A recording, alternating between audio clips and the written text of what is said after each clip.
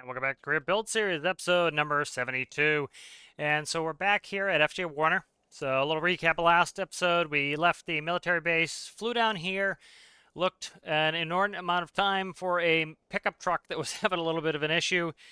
Went and took the person to the hospital via my new cart. Cart had some problems. It was overheating. I didn't do enough testing on it, so I did some testing today. It's working really well. And so we have a cool mission that popped up, and let's go ahead and take a look at it.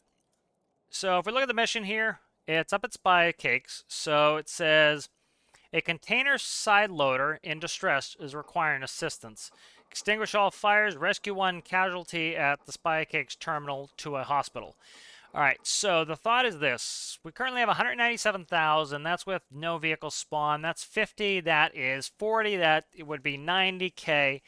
And so that would get us down to 100 grand. I'm not 100% sure what the Seagull costs, but should get a little bit of money off of this stuff.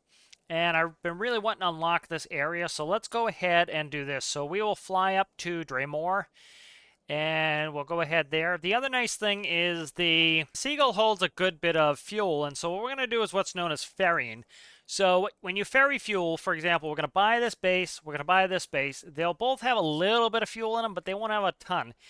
And so we hold, it's about a little over 18,000 pounds of fuel in the Seagull. So if we look at the FJ Warner here, we have 25,000 liters of diesel.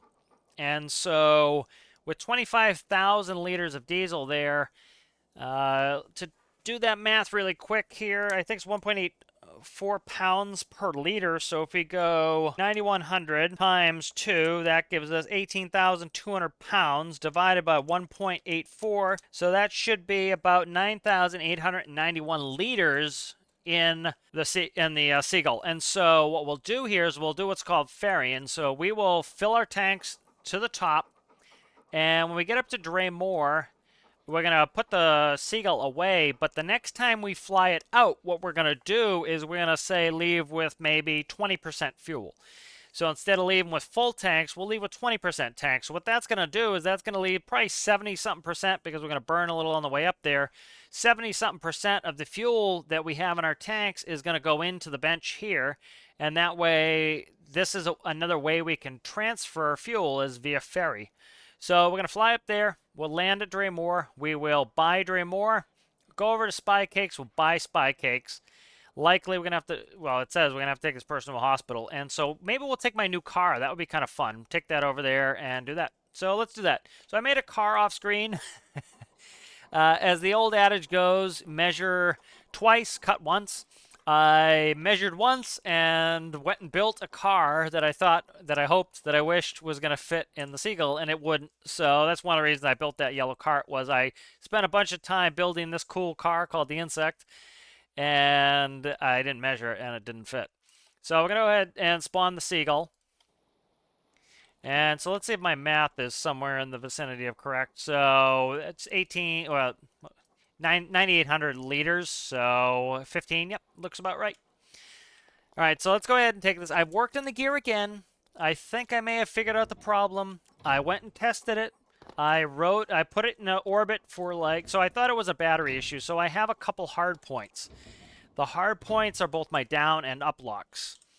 The hard points, they act as batteries, and it makes sense. When they did the hard points, they made them so they act like batteries so that you don't have to add a battery to a missile. So it made perfect sense. The issue is if you want to segregate your systems like this, like I have, you have an extra battery in there, so you need to hook it up as though it was a battery when you do the electrical systems. And so what I think was happening was that battery was dying, and then it wouldn't let me unlock my gear. And so the gear was trying to go down, but it wasn't unlocking. So that could be it. It might not be. So we're going to do our flow for our pre-takeoff, or we'll do our before taxi flow, and we'll also do our pre-takeoff flow. We're going to be going off runway, let's do this. Let's look at our wind. So I don't have a windsock. As you can see, the wind is off. See how it's barely, well, we can't actually tell in the hangar. So let's get out there before we do it. So we're going to go up to We don't need to go that high. Let's go up to 1,500 feet. We're gonna do a VFR. Well, it'll be IFR. Let's go to 1,000. We'll do IFR. All right. And so we're at 1,000 feet. And so let's go ahead and we will set our GPS. So what I want to do is I don't want to set it here at the airport. I don't want to go right to the airport because I don't want to do a VFR landing. What I want to do is I want to come down. I would say let's go here. This will take us to the right around the Ring of Fire. That'll be kind of cool to see. So we'll come up here and then we'll make our right turn and go into Dreimor. I'm not sure where the wind is, but that should be fine. I don't think it's kicking that hard. We'll pre-select that. We'll pre-select that. And we need to figure out what runway we're going. We'll wait till we get out there. So often what happens is, like, to taxi out of a hangar, you're usually good. And they usually put these lines. They're these it'll be dashed on one side, hard on the other, and what it's essentially telling you is where you have controlled traffic. So, for example, if you have a ramp, they called them a ramp actually because of seaplanes. Was when they used to operate seaplanes back after World War II for passenger transport. You needed a ramp to get out of the water up to the airport. So it would land in the water, and then it would go up a ramp, and so you would park on the ramp. And so it's called the ramp, and it's uncontrolled. And before you can go out into a controlled taxiway, you would need a call, so don't need to talk yet. So if we look there, it's off to our left. Okay, perfect. So let's go ahead, and we're going to anticipate runway 7. So altitude's in, heading is going to be 072. FJ ground, this is 660 Golf. We're ready to taxi to runway 7. We need to pick up our clearance as well. We're going to be just doing a instrument 1,000 feet to Dreimor. 660 Golf, you're clear to Dreimor. Climb, maintain runway heading up to 1,000 feet. Turn direct Dreimor. Your squawk is 0123. 0123, going to go runway heading up to 1,000, then direct Dreimor. 60 Golf, we're ready to taxi. 60 Golf, you can contact ground on 21 60 Golf. 60 Golf, we're ready to taxi. 60 Golf, taxi straight ahead, hold short of runway 7. Do you have echo? We have information echo. 60 Golf. Read back correct. Alright, so here we go. Let's get taxiing here. 60 Golf, you can contact tower on 120.7. 120.7 60 Golf. 60 Golf, there's something on the taxiway. Do you mind if we go pick it up? 60 Golf, what do you think it is? Looks like an animal. 60 Golf, that's approved.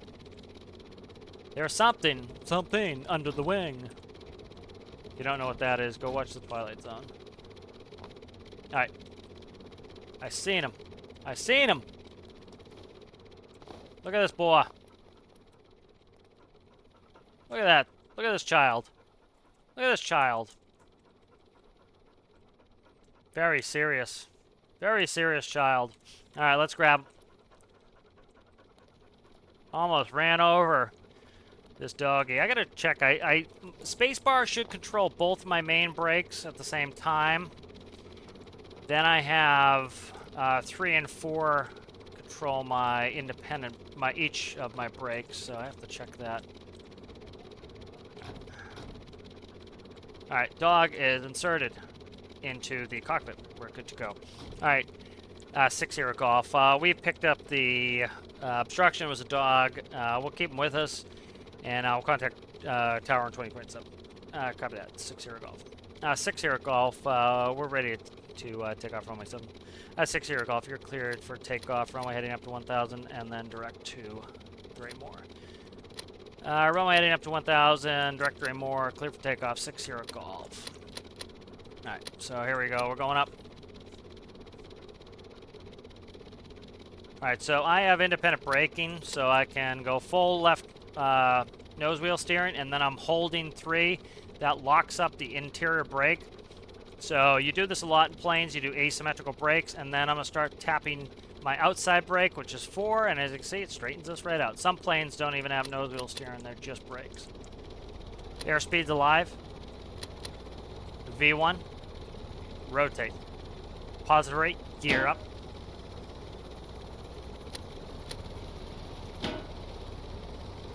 Greater than 100 knots, flaps coming up.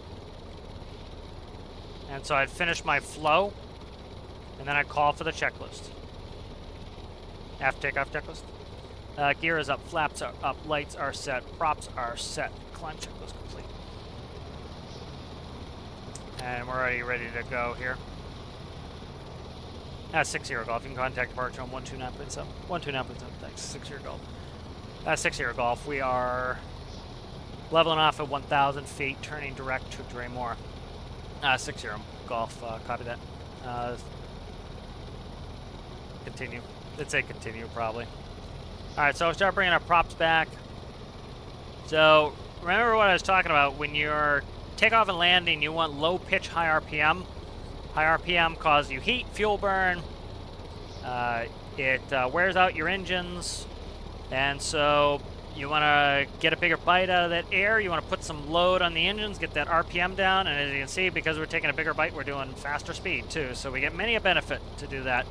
So currently, did I put in 1,005? I did not. This is, for some reason, 500 feet off. You know what it is, I bet? Look at my trim. So I have to fix my trim. So this is one reason why I may stop doing the trim in game. I may even change the keybinds so I don't do it anymore. And the reason is this. If I put a trim in the actual airplane, it will do the same thing. I'll essentially trim it a certain factor. Because the only trim you really do in the airplane is pitch. You can trim your rudders. The only time you really ever trim your rudders is if you have an engine failure. And that's about it in a twin-engine aircraft. If you have an engine failure in a twin-engine aircraft, let's say that our number one engine, our left engine, failed, what we would do is we'd try to restart it unless we knew it was catastrophic. So let's say I looked over there and I see there's a ton of fire coming out of there, or I see a piston hanging out of there. We're not going to restart. If everything looks good, for example, if the RPM is still going, the RPM will still be going because the propeller will actually turn the engine. Because the propeller will start turning the engine instead of vice versa. And so you can very quickly tell which engine's out, because you do it by what's known as dead foot, dead engine. So what dead foot means is that's your leg that's tired. And so if this engine dies, right, you need to... it will tell you what side your engine is, because it's going to try to yaw us to the left if this engine's running. So we're going to push our right foot in, and so the dead foot, the foot that's doing nothing, would be our left. And so we know the left engine. You'd also check RPM would be a little bit different. You can tell a bunch of ways that the temperature would be dropping. You can tell a bunch of ways that that engine is out. The other thing you'd do is you'd have both of your throttles still up. You would you'd suspect that your right engine is operable. So you would reduce your right engine, and guess what? You would start yawing to the right, because it would go. And you would know that, yep, that engine's running, this one's not. You try a restart as long as, like I said, you didn't think there was a catastrophic issue.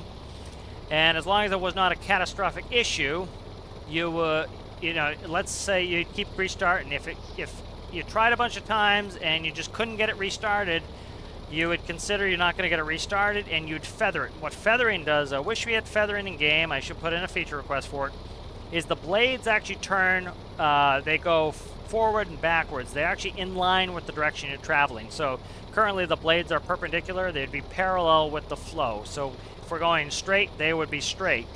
And so what that does is that reduces the drag so that you don't, so you're not yawing as much. And it also gives you more performance, because, a twin-engine aircraft is designed to run with two engines. It can run with one, but it's designed to run with two engines, so you need to cut down some of that drag, because you have 50% of the power you used to have. And so you'd feather the engine. Can't really do that in game, but you'd feather the engine, and then you're still going to have to put a ton of yaw into the working engine. Oh, hello, sir. How are you? And the dog's smiling at me. And so, because you're having to put a ton of force into that operable engine, that's when you would do your yaw trim.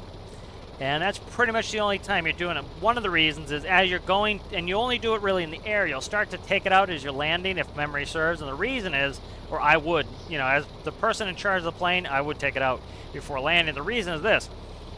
That yaw is counteracting that engine. the thrust of that engine. As you start to bring the thrust back to land, guess what's going to happen? You have a ton of rudder trim in there. You have to fight the trim now. And so what's better is as you're about to land, you bring it back to center. And yeah, your leg is going to get tired holding it. But if there's two of you, the two of you can push on that right rudder pedal if need be. And you'll be able to go ahead and do that. And you'll be able to land.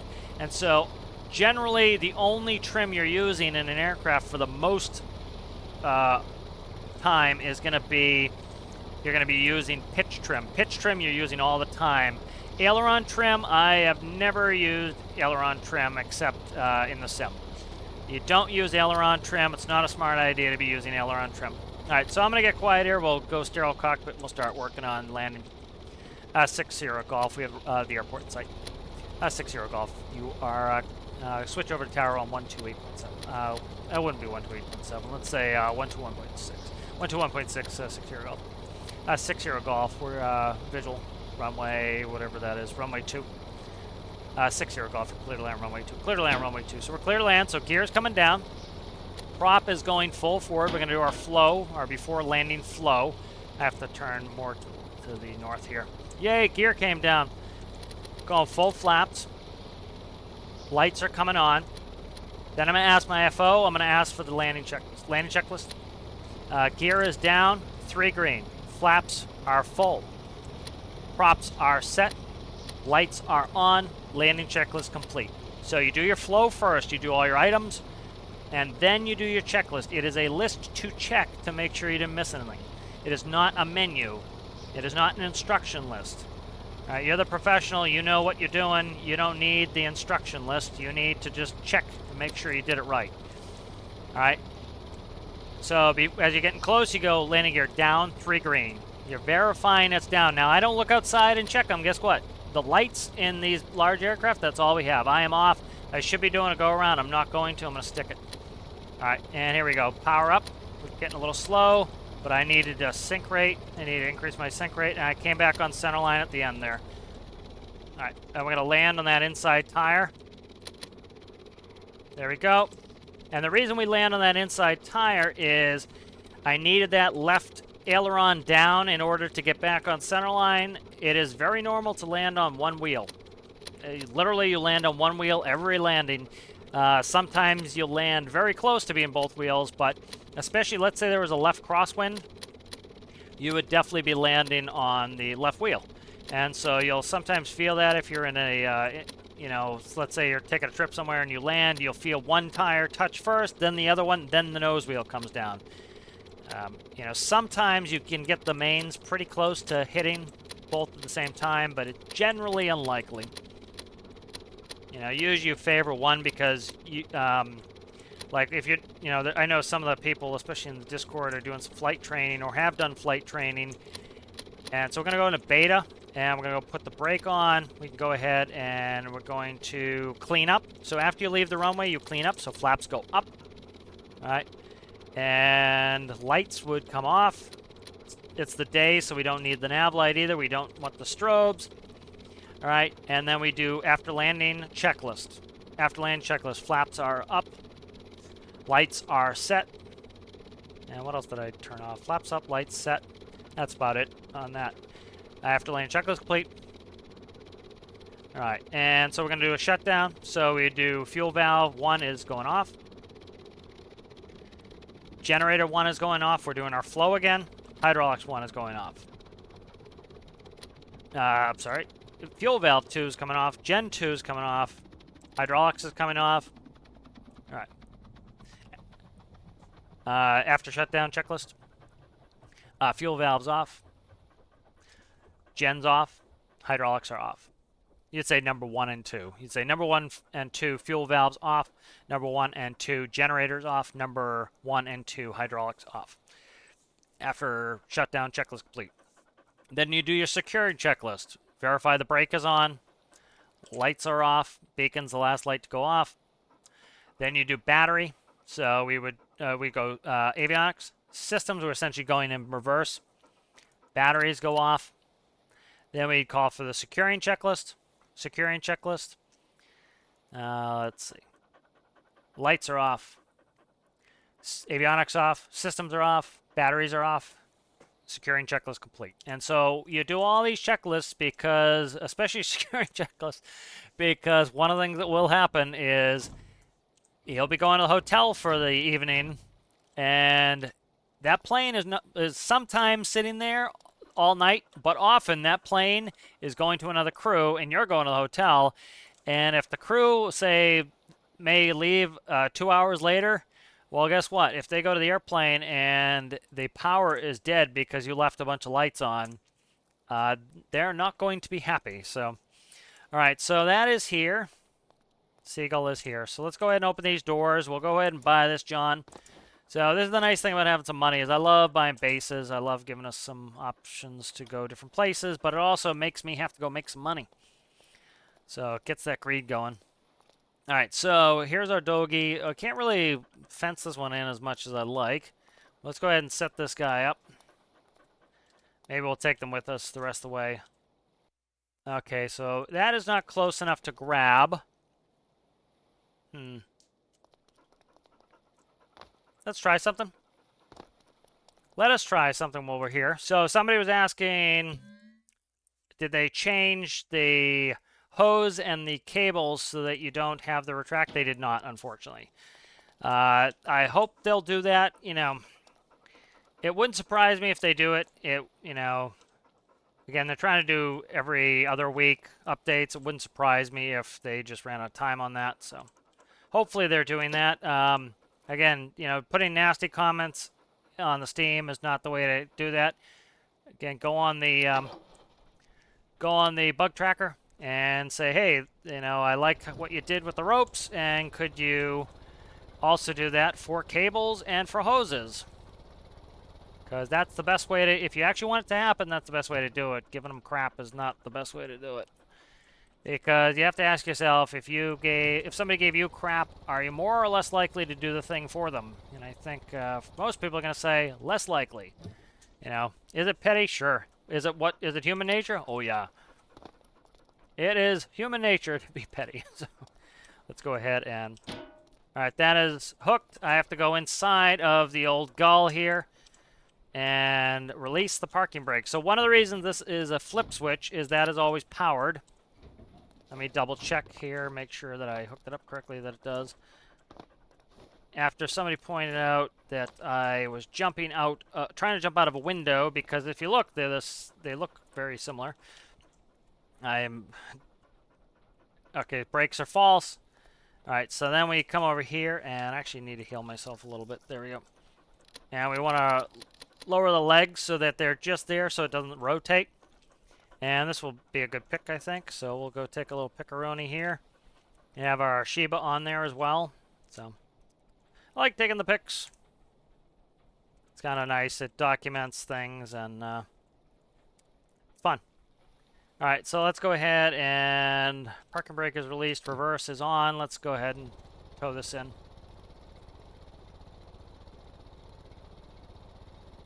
Gentle is the name of the game.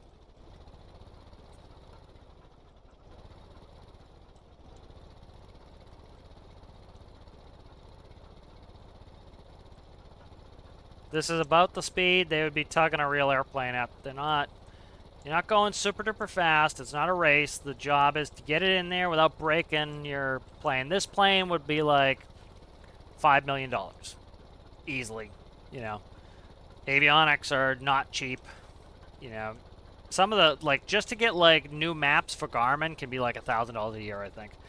You know, so that's just to get new map packs with updated approaches and stuff like that is $1,000 a year. So imagine, you know, what other stuff costs. Certified instruments, you know, you have to get your instruments certified to make sure they're within tolerances.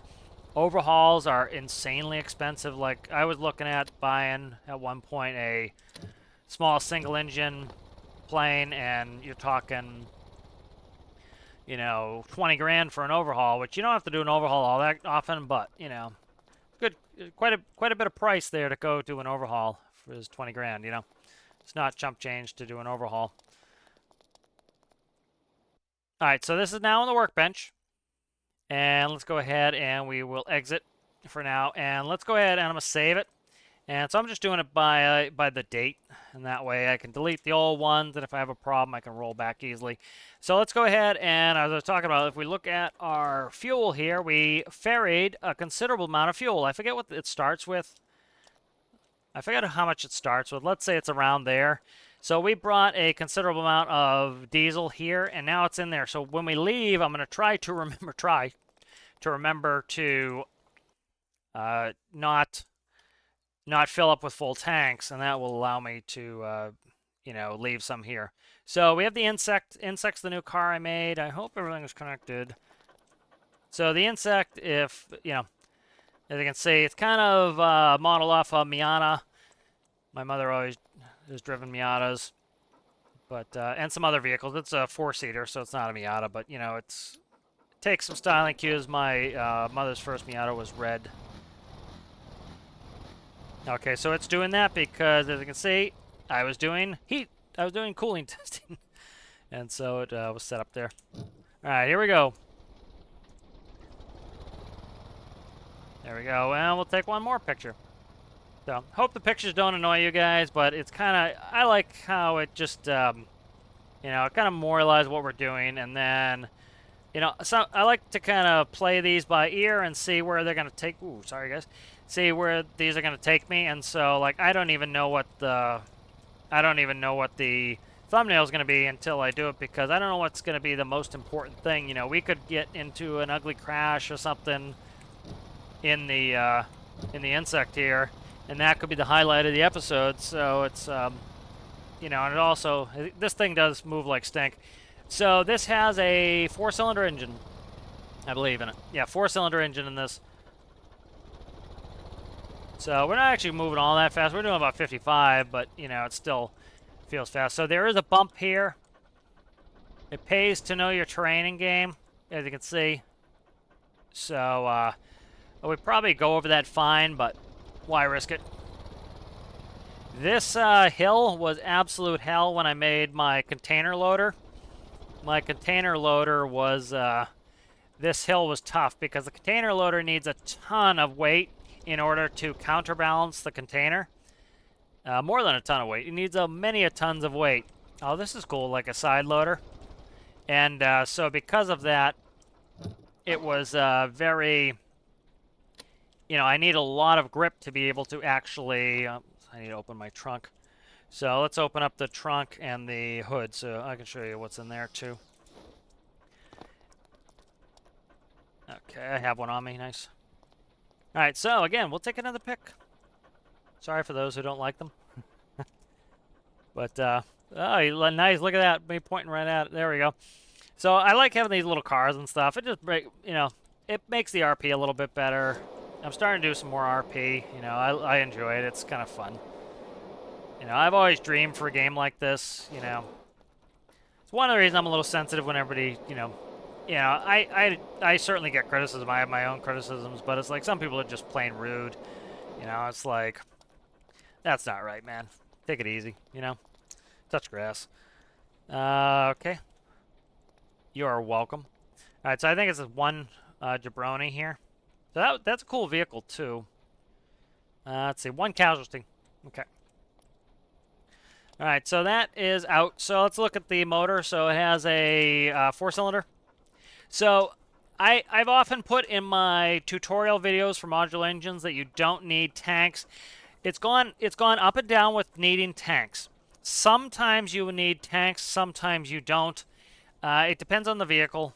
One of the iterations of this, I had to put tanks on here to be able to get enough fluid in there to get good flow rates. This one does not. I changed around so it doesn't need that. So sometimes you may need it, so keep that in mind if you're having issues. The dog sits in the front, I hope you know. You sit in the back. All right. All right, let's hit the old road jack and get moving here. So parking brake's coming off.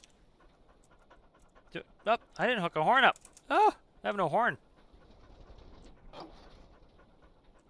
So we'll do a quick 3-point. I have to fix my reverse lights. For some reason, they're coming up this blue hue, so I screwed up a light.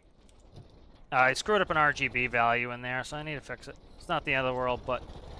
Oh, no, no, no, no, no, don't do it! Oh, my God. I'm slamming the brakes.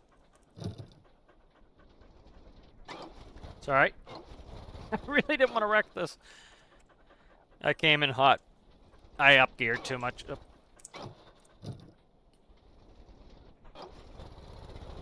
Because I'm a professional, I don't put gear indicators on there.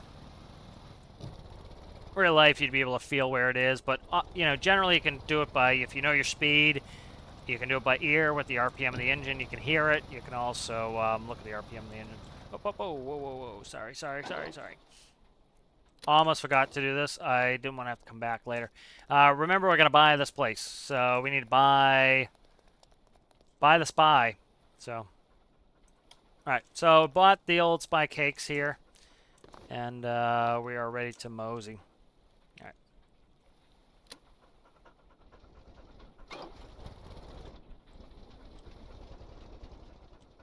So I stalled a little bit on the way out. I just double tap and feather the accelerator myself, or I can just, I have an auto clutch in there again, so I can just gently increase the interval, and that will fix that. But I can just double tap W, and what it does is it gives you a little bit of torque, and so you kind of do that in real life. You feather the clutch, so I can kind of do it myself in game.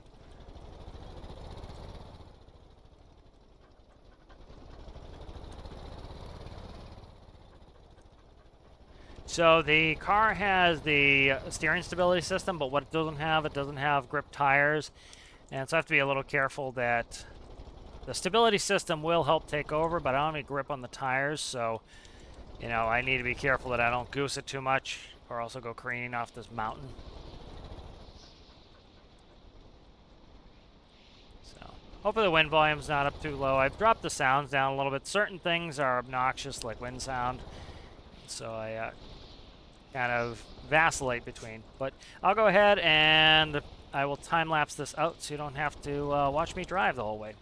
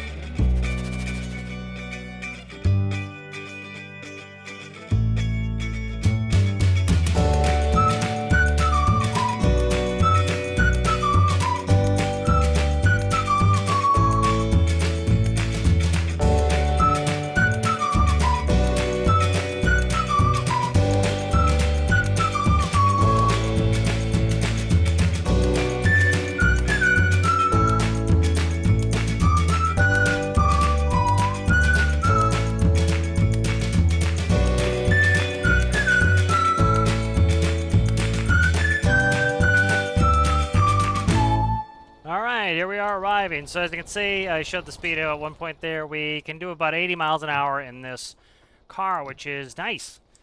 This car has good speed. Tend not to want to go too fast. Again, I like to... Oh, come on. I hit an obstacle, so stalled it. I tend not to go too fast. I like to RP it a little bit, you know. But 80 is more than enough. And then I try to play a little bit more realistically where I'm not trying to crash. You know, can it make some urgent gameplay? Yeah. Do I want to necessarily have to go get a barge and pick this sucker up out of the drink? No, I do not. So, right. Put it in neutral and park brake. I'll adjust that clutch at some point. TAC is not connected either, I noticed, so let's go ahead and take a picture with our victim, our patient here. Stop looking at me. Oh, they're not going to cooperate here. Make a little commercial out of this here. The places you'll go in the 2023 insect. You'll go to this church where there is a doctor lady sitting outside. I'm going to throw this meat in there, and then we're good. So that was nice. So that was a cool mission. I liked that. That was fun. It was pretty chilled and laid back, and so we bought some bases, which is very nice. And so let's see what else we want to do. We're a little bit early on time here, and so let's figure a mission here. So this is kind of let's talk a little planning here. So we have the south here, lots to do there, mineral stuff. There's a place like JSI to buy. This is a long-term buy. Didn't really want to buy a JSI. All JSI really does is, yes, it gives us a southern spawn point, which is cool, but the way they've laid out the way the seeds work, as you notice, I can't get look at these. They're right next to each other. Some people keep going goo and gaga on Reddit about it, and again, play how you like, but personally, I would like these islands flung way out here. I'd like this island out here, and this one over here, and this one over here, and I'd like this continent down here, so that, this is still too close to me, but I understand why some people want it close, but there's really no point tactically for us to get JSI because, yes, we can move containers. Containers will be fun from JSI. One thing we could do is go in through the river and come up and deliver them there. That's a cool thing. We could also, if we need to go further, we could come up through here and go through and go up there to deliver them. That's some cool stuff. That would be some good emergence gameplay. I'd enjoy that. The issue is this is it doesn't give us a tactical advantage. Say, for example, this island here was down here. Well, that would give me a tactical advantage to, okay, well, we can get there quickly in a car instead of taking a boat, so it makes sense for me to get in my car, drive down to JSI, and then launch the boat JSI and go. There's no real reason for that, and so kind of strategically where I bought is, if you notice, we have the ability to launch multiple different types of vehicles from here. We have an intermediary here, which is kind of cool for certain things. Eventually, this is the island that I'm going to be... is it this one? I believe it's this island I'm going to buy to make our house at some point. And then we bought this stuff up here, which gives us access to trains. We can launch ships, and with Dreimor, we can launch aircraft and more different types of land vehicles that are larger. And we can do some coal mining. That's another thing. We can sell some diesel here. That's a possibility. We can also, let's say we need to go to the hospital. I can land here and grab a ground vehicle like we did and go do that. We also bought the military base, so now we have one up here. So we pretty much have the area covered. So other bases down here are probably not going to be bought anytime soon. What is going to be probably bought next is Takeoff. Takeoff is up here. Takeoff's 200 grand. That's a lot of money, but that unlocks the north for us, and theoretically we don't... no, I want the hangar. So we want to be able to buy up at Takeoff. One thing we can do is we can do, as you can see, they did static pricing. I don't think that's going to necessarily stay there forever, but the price of jet fuel is much more affordable now. We can sell at BVG, as you can see, but we have static pricing. Surge pricing, great idea. It wasn't correctly implemented. I assume behind the scenes they're working on that. But so our next place we're probably going to buy is Takeoff. That's 200 grand. That's a lot of money. So we're going to have to put our nose to the grindstone and kind of make a little bit of money. So let's go ahead. I'll time-lapse us back. I'll drive us back. I'm trying to do less teleporting and all that, do a little more RP, and I'll drive us back. We're not ready to buy Spy Cake. Spy Cake is 80 grand. I'm not ready to buy that. I'm not really in the need to do that at present. So we'll go ahead and we'll head back, and I'll maybe show you the coal miner that I was working on. That will give us kind of an opportunity that if I want to do some coal mining for money, we can do that. So let's go ahead, and I will get in the car, and I will time-lapse you guys out.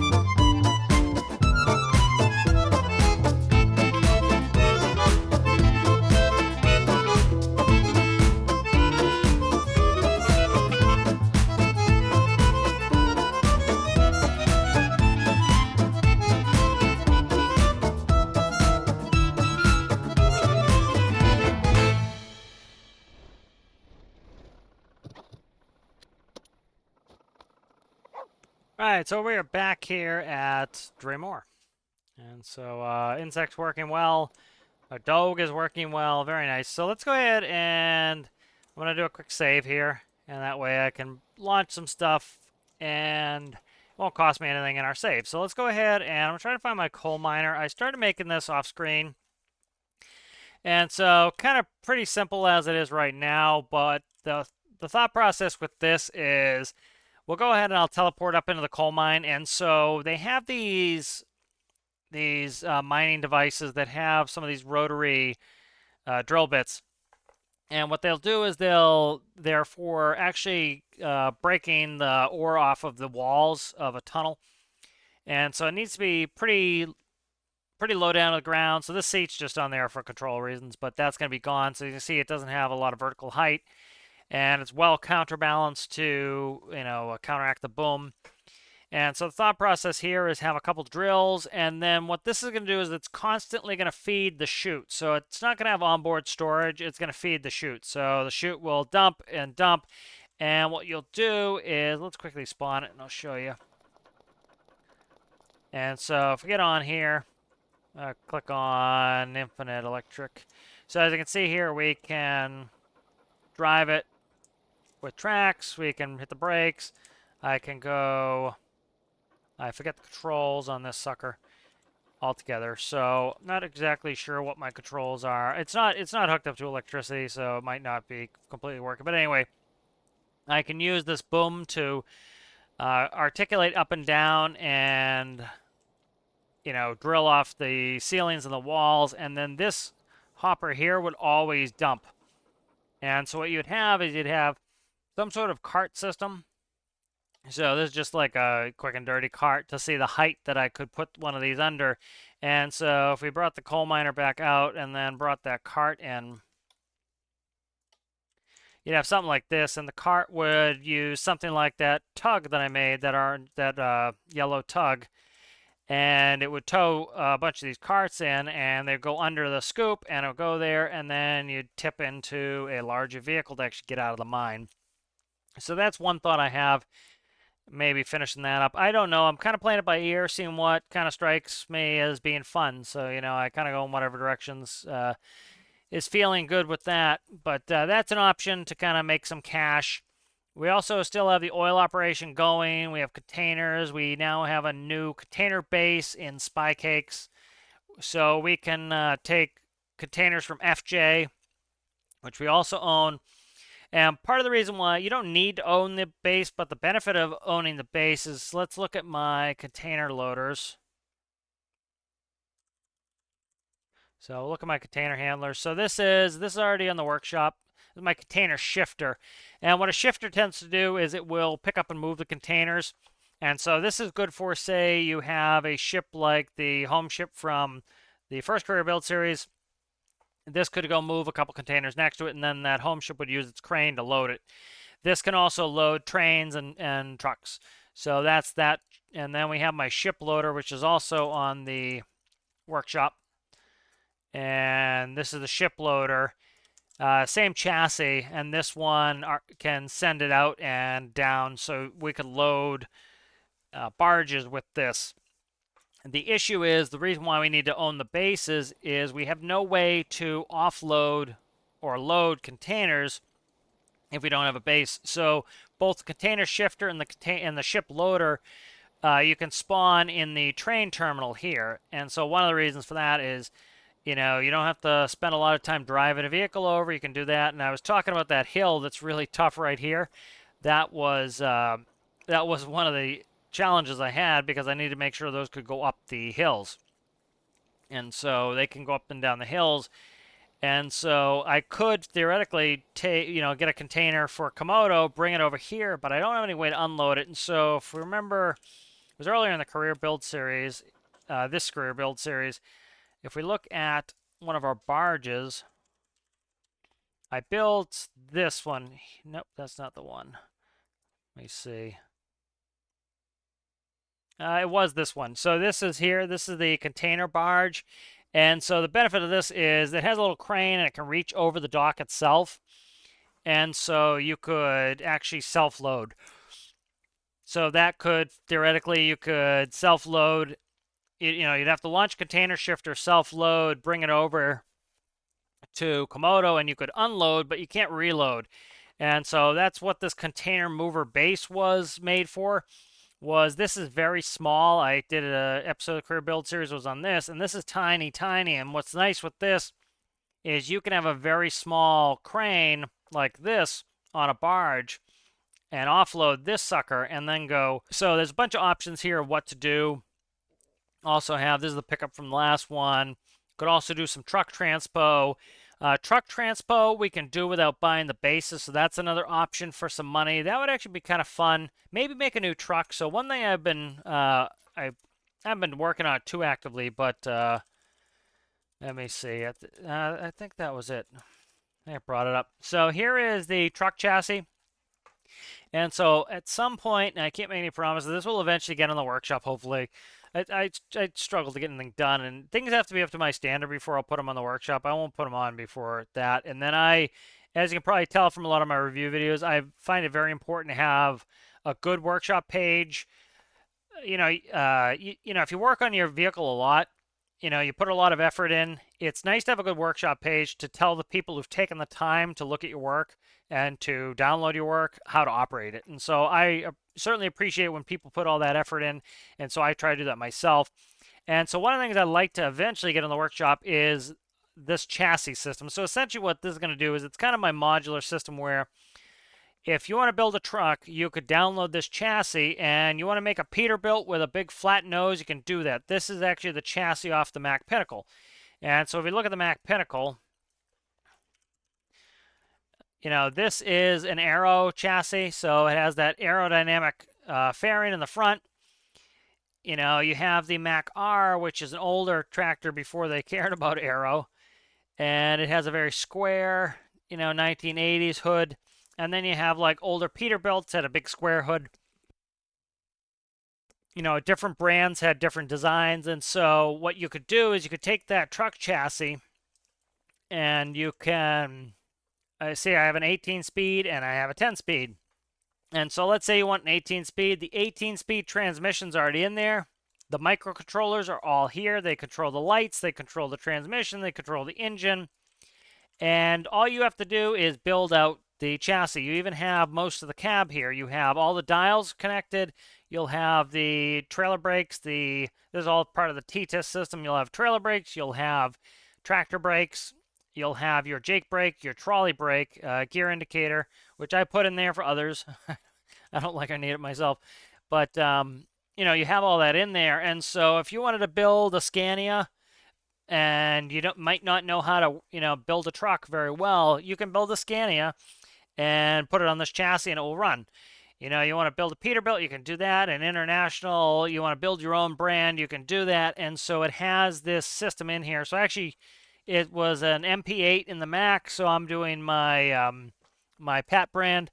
It is Performance Advanced Technologies, and say the Performance or Precision. I keep changing it by the day, but that's my yellow color. That's my it's kind of a Takeoff cat, and so kind of build engines and all sorts of vehicles, and so it'd have a a PAT cylinder engine in there with a 8 and 18 speed transmission or a 10 speed, and all you have to do is build out. You want a sleeper cab, put a sleeper cab on there.